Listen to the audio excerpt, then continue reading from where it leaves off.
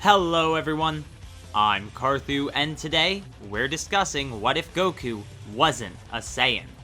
But what do I mean by this? Well, let me explain that.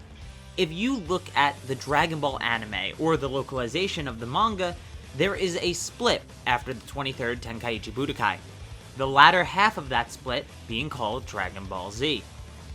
There are two reasons this split is significant. One, Goku is fully grown and has a child. And two, aliens, such as the Saiyans, are introduced into the series. The second part is the most important, as it changes our understanding of multiple characters. Goku isn't a unique monkey boy anymore, he's revealed to be a Saiyan, an alien race. Piccolo isn't the Demon King, and Kami isn't just God, they are Namekians of planet Namek. And even Tenshinhan has been revealed in interviews to be descended from a three-eyed alien race. So, this what if is, what if Goku just stayed a monkey boy? What if Piccolo was truly just the Demon King? What if Kami was just God? What if Saiyans didn't exist at all? What if there were no aliens at all? Frieza, everyone else included. Let's get into that today.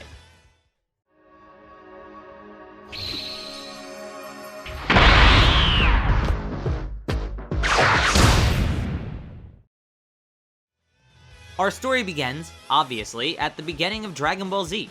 Goku and Gohan arrive at Kame House for the reunion with the Dragon Ball cast. The group reminisce, uninterrupted due to a lack of Raditz. However, this peace could not last, as Piccolo Jr. was still on the loose. The reunion itself, though, goes off without interruption, but the threat of Piccolo was discussed. As Goku leaves, Kami telepathically tells Krillin to gather the other fighters and come to the lookout.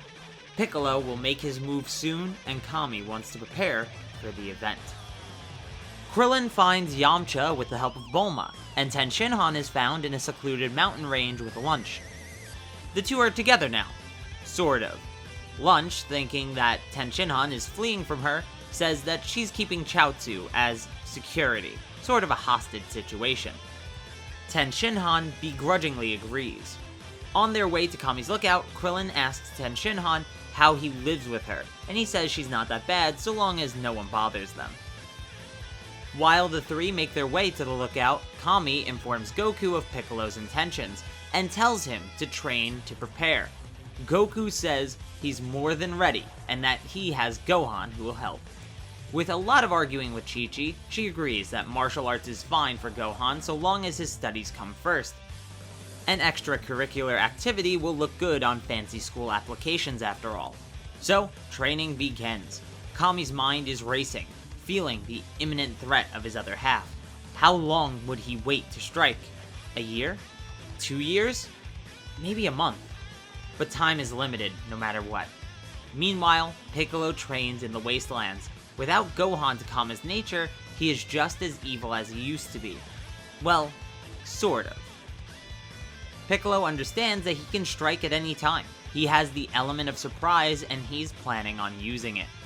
3 years pass, a total of 8 years of peace, but it was time for that peace to end. Kami could tell the time Piccolo would strike is now. He readies Krillin, Yamcha, and Tenshinhan, and they get ready and wait for Kami to tell them where to go. He tells them that sacrifices must be made this time. Piccolo has done well at hiding his presence, and whatever city he attacks will be a necessary sacrifice to find him, but the Dragon Balls can revive them afterwards. Kami realizes that he hasn't contacted Goku yet, and so he does. Goku, the time has come. I can feel Piccolo's resolve. Today, he will strike.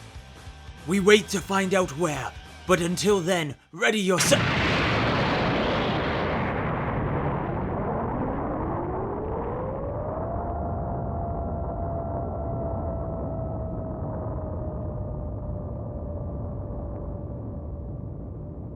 There's an explosion on the lookout.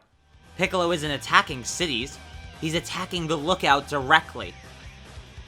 What need do I have to attack cities, when the enemies I need to take care of are all right here? Wait, where's Son Goku? Meanwhile, back at Mount Paozu, Goku is getting dressed quickly, and so is Gohan. They get on Kinto-un and head towards the lookout the minute they are ready. Krillin, Yamcha, and Tenshinhan are preparing to attack Piccolo. Popo takes Kami into the palace and escorts him from the lookout via the magic carpet. Piccolo laughs at them. You've been training here. You can sense my power. You know just how outmatched you are. Yet you still wish to try. You have my respect if nothing else. Krillin, Tenshinhan, and Yamcha look at each other and nod. The group removes the clothing from their body and their powers increase drastically. Piccolo had forgotten that Kami trains them with weighted clothing, something that he had long surpassed himself. The group attacks Piccolo, who still has the overall power and speed advantage, but is having trouble keeping up with the three of them at once. The three jump away from Piccolo, and Yamcha launches a Sokidan at Piccolo but misses and hits the ground.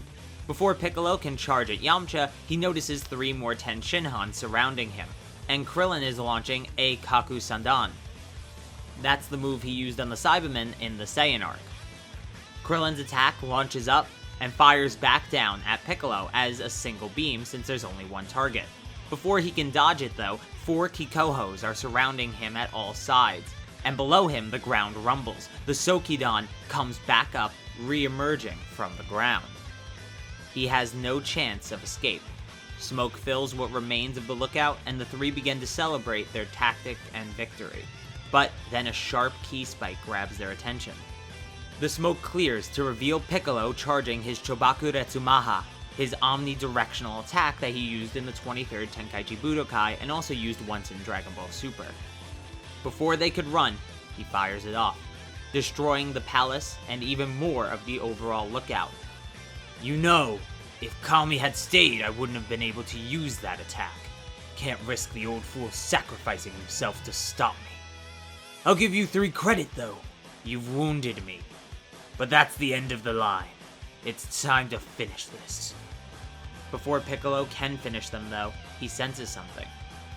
2 great powers approach what remains of the lookout. Son Goku, you finally come. The two clash before another word could be said. But something is clearly wrong here. Goku seems to have overestimated himself. He's obviously being outpaced by Piccolo. The Demon King Reborn had made it his mission to get revenge on Goku. And so he made sure to push himself to his absolute limits while training. Meanwhile, Kami and Mr. Popo are on the magic carpet. They've made it to the other side of the world, but Kami still looks distressed. What's wrong, Kami? Mr. Popo, I believe I'm feeling something. A change in the heart of my other half. He didn't kill the others when he had the chance. He didn't just kill them while they were off guard. He's still violent and cruel, no doubt about it. But there's a transition happening. I can sense that now. Back at the fight though, Piccolo has stretched his arm out and entangled Goku. Piccolo puts 2 fingers to his forehead and looks over to see the child watching in horror. Is that your child? I presume so based on the tail. Watch, boy, as your father is killed, just as he had killed mine. Makanko Sapo! The beam flies at Goku, but as it does, Gohan, using all of his might, flies in its path. Goku screams for Gohan, but it's no use. He falls to the ground, motionless. I didn't want to kill him. I didn't mean to. Piccolo accidentally loosens his grip on Goku in his bewilderment, and Goku snaps. Rage encapsulates Goku's face. His hair stands up, but remember, he isn't a Saiyan. He's just a monkey boy. Without a tail, his Ozaru form is something he can no longer use. But he can use his rage. He can use his Ikari.